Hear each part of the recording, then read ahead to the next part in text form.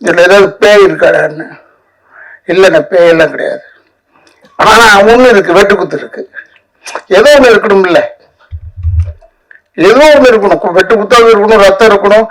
ஆனாலப்பட்டு எங்க ரஜினி சாருக்கு வெறும் ரத்தமா இருக்கு படத்துல இல்ல. அவரே ரத்தத்தை நம்பி இருக்கும்போது நம்ம எல்லாம் என்ன சாதாரணமான ஸ்டார்டிங்ல இருந்து ரத்தத்தை காமிக்கலாம், தப்பே கிடையாது.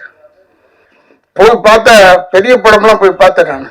ஒரு படம் போய் பார்த்தா மொத்தம் ஒரு 100 பேர் இருக்காங்க.